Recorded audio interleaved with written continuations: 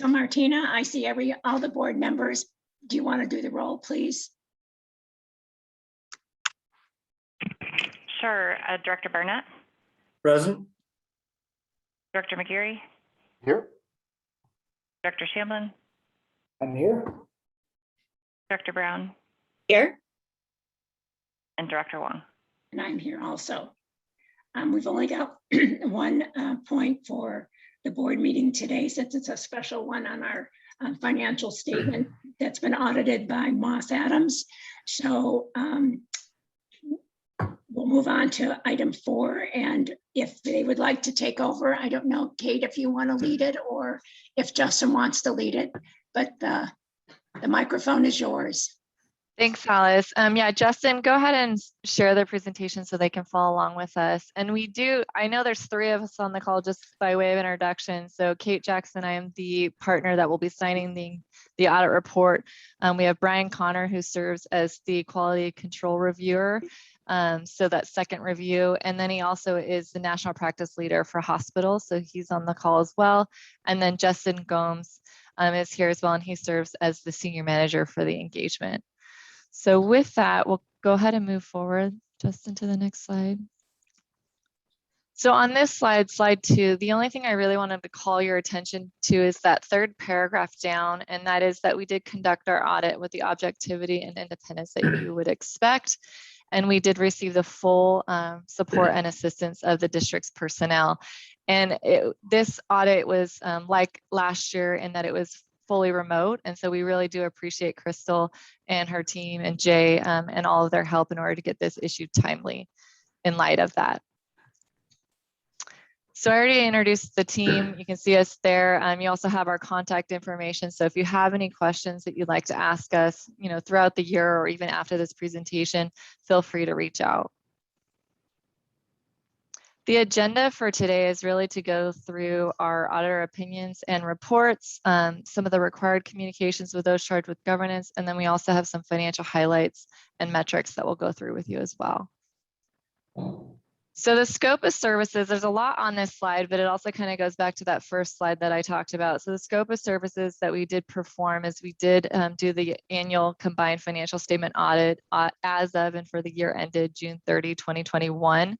We also performed the following non-attest services, and the reason we list these out in the event that they could impair our independence either individually or in the aggregate. So we did assist in drafting the combined financial statements.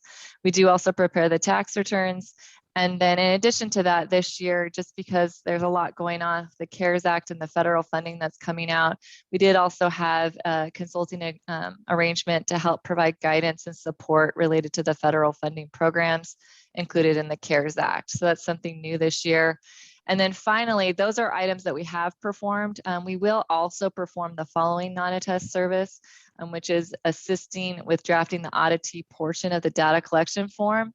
And that is because your federal funding exceeds $750,000 due to the provider relief funds that you received. And that will be done at the completion of that audit. So this is really just the combined financial statement audit, but we will still complete what's called a single audit, which is the federal compliance audit for the provider relief funds. So that's what that's related to.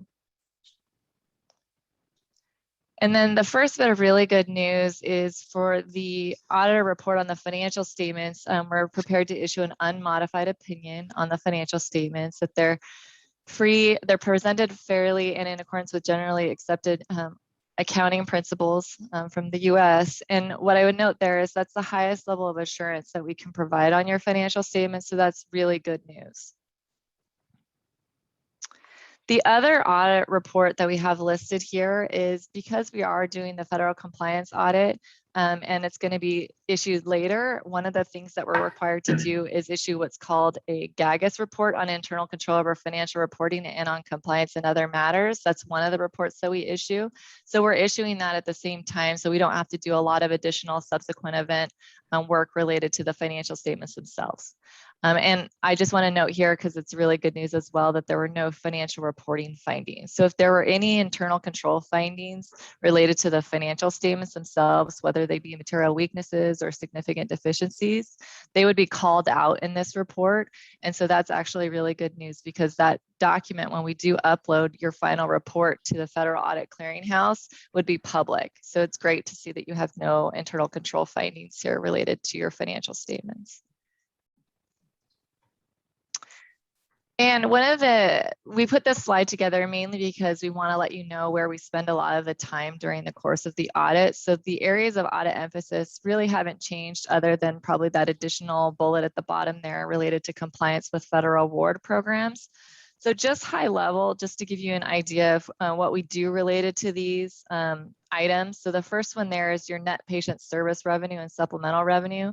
And obviously revenue is always a risk area. So we spend a lot of time looking at revenue and also accounts receivable. So how we test this is we do controls testing for existent to make sure that the patient was actually seen and the visit existed. In addition to that, after we do the controls, we do an analytic where we develop expectations based on your volumes and compare those expectations to the actual results and then investigate any differences. In addition to that, we also look at bad debt and contractual adjustments as a percentage of revenue historically, and then we develop an expectation for that in the current year and compare the expectation against actual results.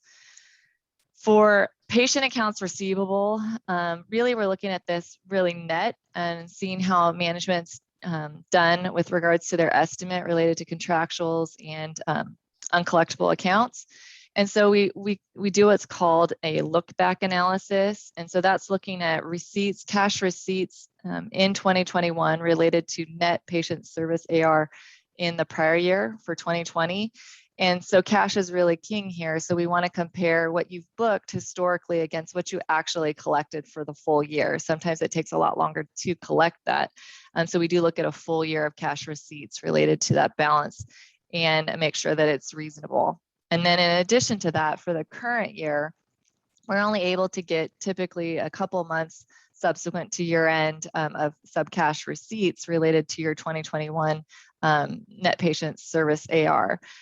So with regards to that, we're able to develop what we call a completion factor and then project out what we ultimately think you're going to receive related to that AR based on historical cash collections against your AR. And with that, we're able to compare that projected amount to what you've booked and whether or not we're comfortable with it. So I'm happy to report, but with both of those, we are comfortable with both the look back for your prior year AR and your current year AR. Any questions? I know that's a lot of jargon, financial jargon. Okay, so. If I could, please, Dale Yes. Chandler. This compliance with the federal funds awards program.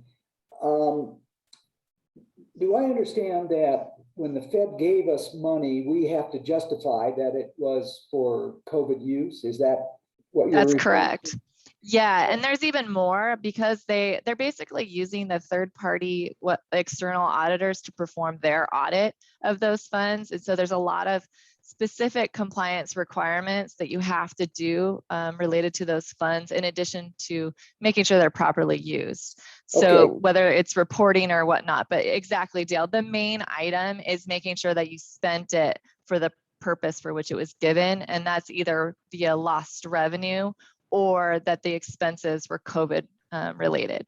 Okay, so if you report this at a later date and find, and there is a finding that it was not, will we have to return such funds? And if we do, will we restate the year-end financials, or how does that No, work? so that's a great question, Dale. So for financial statement purposes, we've looked at what you've provided related to those funds, and we've done a higher level, I would say, testing of those to make sure that you actually did. We selected a sample, spent them on COVID. We looked at your lost revenue calculation. So, because we don't want to be in a position where you would have to give more money back. There already is a refundable advance in your financial statements because you were expecting probably more lost revenue than what you ended up with. And so you do have that reporting back. But we don't anticipate for the compliance piece of it to be any more. And if that was the case, that would just be something, a change in an estimate on probably on an ongoing basis. And it certainly wouldn't be material to the financial statements. So we've done enough work at this point to be comfortable with the balances that are currently reported in your financial statements. Okay. And then can I Yeah. ask Crystal a question? So Crystal, when we received the money from, for the care fund, do we keep, or did we keep a separate, we didn't commingle that money with the other financials? It's all in a separate account and you account in that? Or No. How did you do it? No, because those funds we received were for lost revenue and to fund operational expenses. So that went directly into our normal cash account. And the amount that we're looking at having to return back to the federal government is about $3.9 million. And we will be paying that back again through our normal operational cash. So it's not necessarily restricted because the intent was to use it for its purpose, which was operational. We just didn't need as much as the funds as they gave us. Okay, thank you. And then any other questions? These are great questions. Dale, anything else? No, that's thank Perfect. Okay, so moving down with regards to the next bullet there, assets limited as to use, it's really your investment. So how we test that is we do confirm the balances. The next item for long-term debt and covenant compliance, we do also confirm your debt. We look at the roll forward. If there are significant additions or deletions, we look at those payments or additions. And then in addition to that, we do recalc your covenant compliance.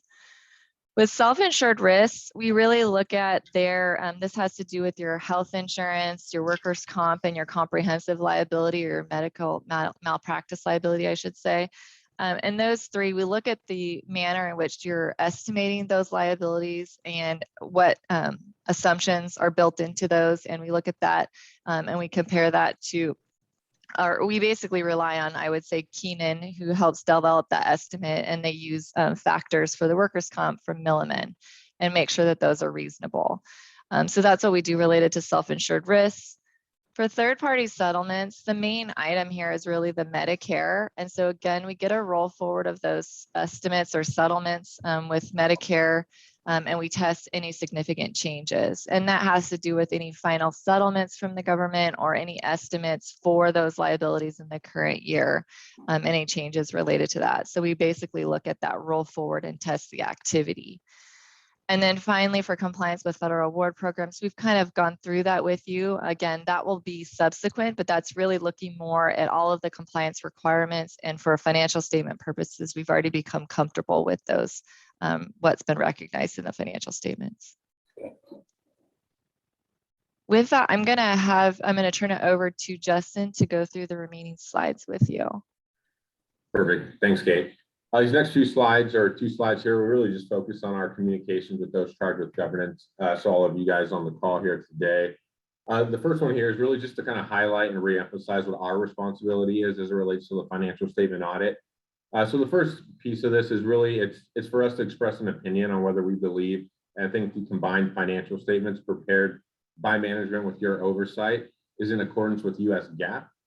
This does not relieve management of their responsibilities, nor do we take any ownership over the financial statements. Second is really to perform the audit in accordance with generally accepted auditing standards issued by the AICPA, as well as government auditing standards issued by the Comptroller General, as well as the standards issued by the state controllers minimum audit requirements for special purpose districts. Really to design in the audit to obtain reasonable assurance as opposed to absolute assurance that the combined financial statements are free of material misstatement. We do consider internal control over financial reporting. However, we do not express an opinion on the effectiveness of internal control. And then the last piece really is to communicate any findings that in our judgment are relevant to your responsibilities kind of as oversight and the board. We do not, however, design our procedures just for the purpose of identifying other matters. So anything that we would deem to be significant to you would be items that would be communicated in our communications with those charged with governance letter. So this next slide here really kind of just summarizes the AUC 260 letter, which is one of the reports you would have gotten kind of in the board package here. But really the first one here is communicate the plan, scope, and timing of the audit, which we initially did during our planning communication letter. We did review all significant accounting policies, noted that they all appeared reasonable and appropriate. There were two standards during the year that the district adopted, which was GASB Statement 84 and 97 regarding fiduciary activities over pensions and other post-employment benefit plans. These standards did not have any material impact to the financial statements, and you would not necessarily see any changes in the financial statements as a result of these standards. We did review all accounting estimates and they all appear to be reasonable.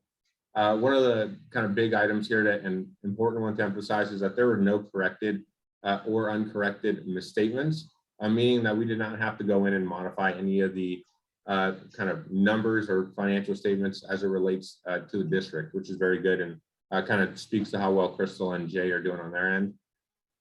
No issues discussed kind of as prior to our retention as auditors. We had no disagreements with management, no material weaknesses that were identified or significant deficiencies for that matter. We're not aware of any consultation with any other accountants. This next one here really relates to the single audit, but no awareness of instances of fraud or non-compliance with laws and regulations and or kind of federal compliance requirements as of now, and no other matters to bring to your attention. Justin, I could ask, did you express an opinion in regard to booking a liability for our dispute with Anthem? Well, as far as an opinion on that, we did review kind of what, Crystal, do you want to chime in on that one? I think you're, shaking your head, so I was going to let you kind of add your thought there first. So Dale, we take our direction from working with our legal counsel and looking at whether it's possible or probable or kind of those criteria. And within at least the next year to 2 years, the Anthem case is pretty much on hold.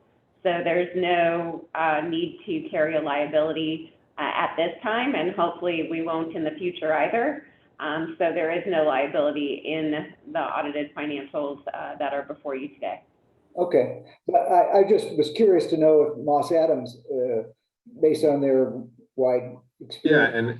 Yeah, and Dale, kind of what we do on our end to also corroborate that and kind of get assurance on our end is we did send legal confirmations out to not only your in-house legal counsel, as well as external attorneys used by the district to also corroborate that they do not believe that there's any possible, probable, likelihood of a contingent liability as of this point in time. Okay, good. Thank you. These next few slides here kind of run through the financial highlights. And so we'll be looking at it really kind of presented as a 3-year comparison here to kind of give you a kind of snapshot of some changes here. I'm going to only call out items that are semi-significant changes here throughout these next few slides. But the first slide here really focuses on the assets and deferred outflows. You'll notice really a lot of things stayed, for the most part, relatively consistent. The only one that really had a significant fluctuation compared to prior years was cash.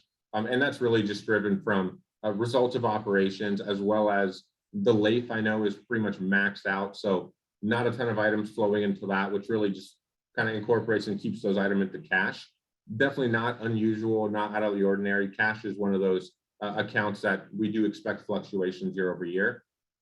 Otherwise, kind of looking at the balance sheet side here for the assets, everything else really remained consistent and as we would expect. So nothing significant here to note. On the liabilities and net position side here, really current liabilities, a slight uptick from the prior year, really driven first by about 3.9 million, as Crystal mentioned, accrued for a payback for provider relief funds, as well as the gain share in the current year is also incorporated in that account, which was roughly about 2.6 million higher than the prior year. That's really the primary drivers here of the increase in current liabilities. Long-term liabilities, fluctuations, really just payment on long-term debt there. Nothing out of the ordinary there. And then increase in net position is really just driven from the results in operations. As you'll see, the district had a a phenomenal year and put a decent amount to the bottom line there, which is really what's driving this net position change. Moving over to the P&L side of things for operating expenses, kind of a year-to-year comparison. You'll notice expenses went up as we would expect given the increase in revenue. One thing that's kind of a highlight here is and kind of what we would expect is that although expenses went up roughly $20 million, 19 if we get kind of real specific, you'll notice the percentages as it relates to that remained relatively consistent, which really is showing you that costs across the board has increased in conjunction with the increase in revenue, which is really what you would expect to see if expenses are kind of remaining consistent as they would. So really nothing of real significance here. I think the only fluctuations you'll really see here is slight decrease in professional fees and an increase in salaries and wages. And that's due from really shifting some of the physicians that used to be lumped in to professional fees now being lumped into salaries and wages. But otherwise, really nothing too significant here to note. Everything appeared kind of as we would expect. These next few slides here are going to focus on some ratios.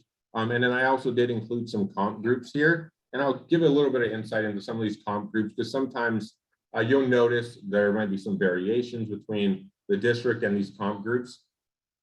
So the first one here is days cash on hand of around approximately 291 days.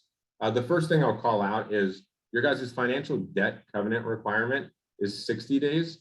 So you'll notice you guys are significantly in excess of your 60-day requirement.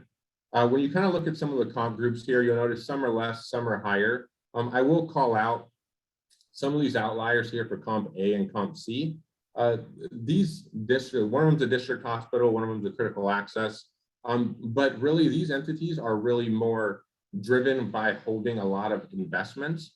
And so really significant amount of investments is really what's kind of driving up their days cash on hand, as well as a lot of these entities have not put as big of an emphasis into capital improvements and capital projects.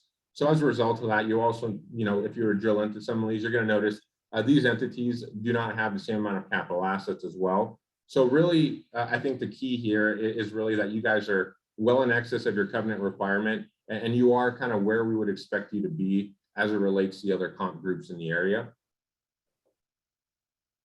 Next one here, days in accounts receivable. A slight uptick from the prior year, about 3 days, but really well below your peers, which is great. That's just showing you guys are able to ultimately collect on your accounts receivable significantly faster than your other peers and other comp groups. So that's a very good place to be there. And like I said, very consistent year over year and kind of as we'd expect. Same thing with salaries and benefits here. Stayed flat with the prior year and honestly relatively consistent with the comp groups. The only big driver here for the slight increase, or I guess increase or slightly higher than a couple of the comp peers, is really driven from that shift, as I was mentioning, of physicians that used to be lumped into professional fees now rolling up into salaries and wages is really what kind of kept that percentage up in 2020 and into 21. But otherwise, as we would expect, this is roughly about the same kind of percentages across the board that we'd expect to see. Last one here is the operating margin one. As you will see, 7.5% operating margin, significant increase from the prior year. Two of the comp groups on here, you'll notice, are in a negative operating margin. And then the only comp group that is a positive amount here is actually the only one of our comp groups that's a FASB reporter. And how that plays into this is these numbers here from a comp group perspective really is 1 year prior, just given on when we have access to this data. And so the big driver in this 10.2 is, as a FASB reporter, their provider relief funds are shown in operating revenue, as opposed to a GASB reporter that's going to be shown in non-operating revenue. So overall, you guys will notice that the district is well in excess of their peers as it relates to operating margin, and really speaks to the year that they've had. And so that is all of the kind of prepared slides that I have as it relates to the financial highlights and communications. I'll turn it back to Kate, and then you guys are more than welcome to ask any questions you guys may have. I've got a question, if I could, Justin. Yep. And really more directed towards Crystal. Mary and I, as finance committee, met several times this last year talking about AR, days in AR, and it's certainly comforting, at least for me, to see that we're as bad as we thought it was, we're still better off than our comps. And I'm just curious how you feel about this, Crystal. Well, it still doesn't meet my expectations. We might look better than comps, but we still got a lot of work to do, so. Yeah. I would say, Dale, Crystal's expectation is she wants to be in the 45, I say, or below. And so I think she's still working towards that. And with the Epic implementation, I think she still wants to continue that progress towards 45. So Oh, yeah, no. she sets lofty goals, and I think that you can see that, you know, based on the comps, you can appreciate where she's already at. Yeah, yeah. Okay. Any other questions from anyone?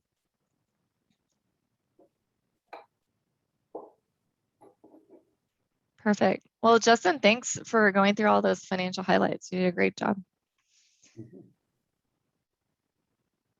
We can, well, if everybody's good with the presentation and moving forward with the issuance of the financial statements, that's the end of our remarks. We don't have any additional items to note. Well, great. Yeah. So any comments from our board in regards to the audit?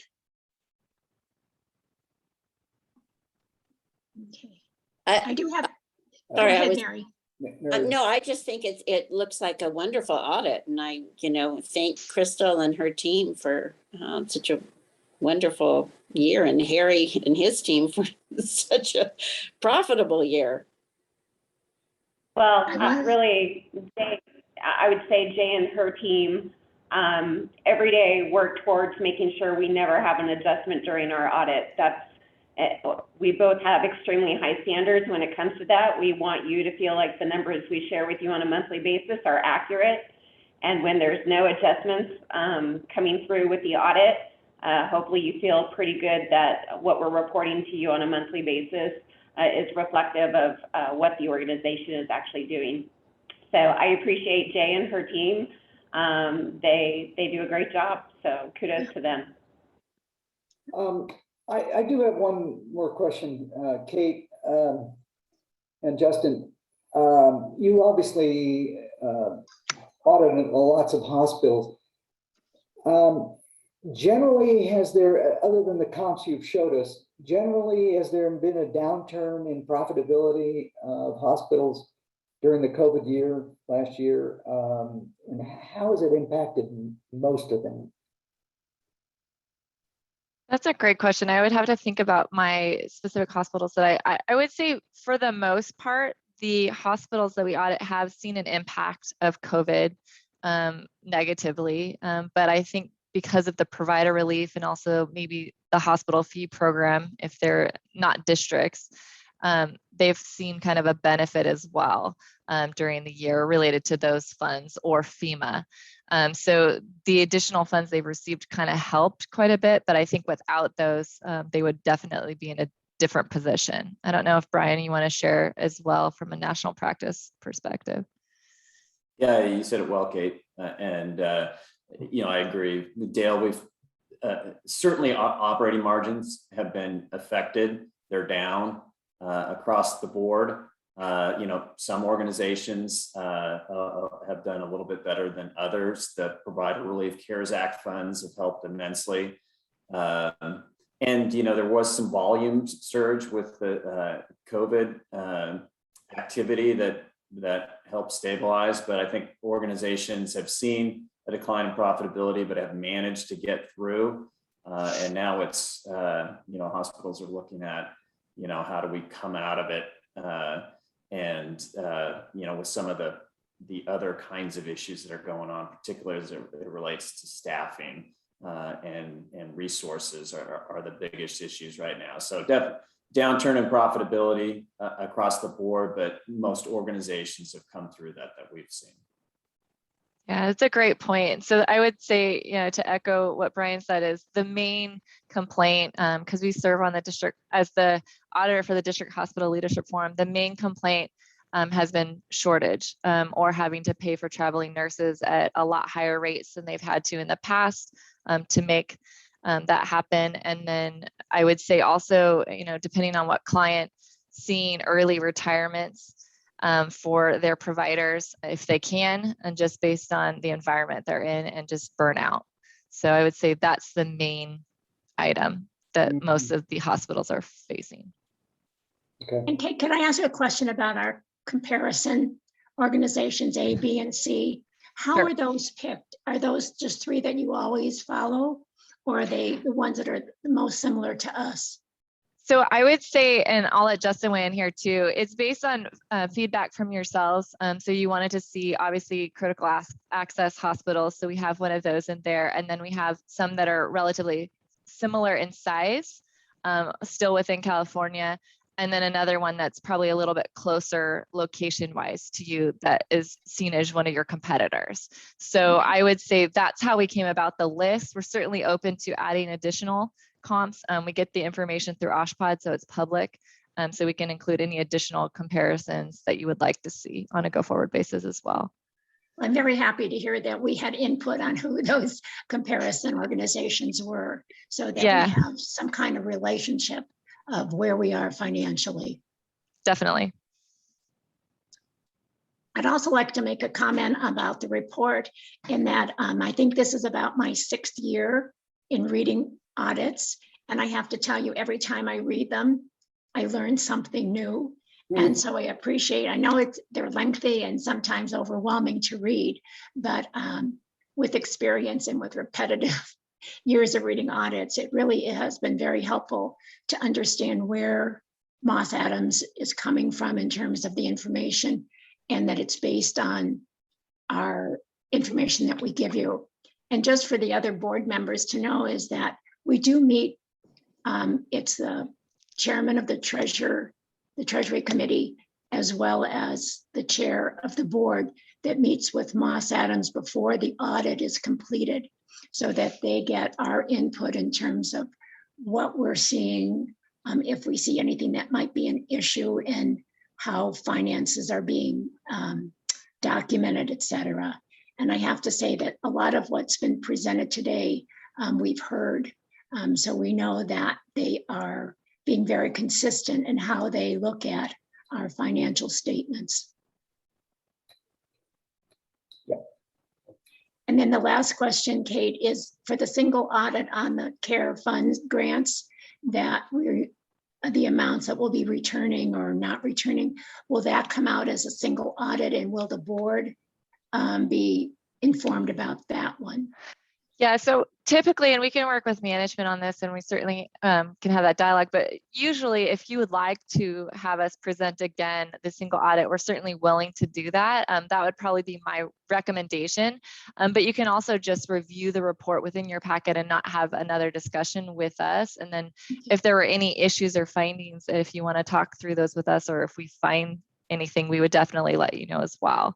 But yeah, so it's really, it can go either way, Alice, is what I would say. We can present again the results of the single audit, or if you would like to just review the information and then reach out if you have questions, that's fine as well.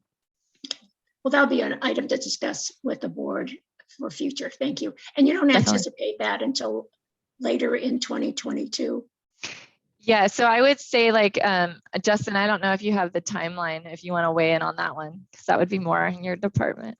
Yeah, I'd say we're probably looking more early 2022 if we, just given that we've gotten all the information we need from management. It's really then on our end is really getting it first scheduled, and then really making sure we're reviewing the compliance supplement, which is really what outlines the audit procedures that we are technically intended and will be following. I think we could probably end up starting something like that probably around December to early January.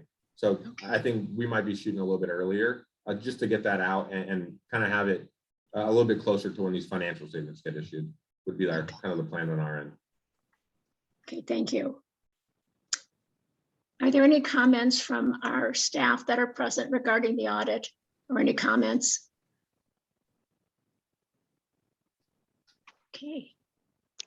Well, if there are no further questions or comments, and Kate and her team have presented, then we will adjourn this meeting. All Thanks, in everyone. It's great. favor?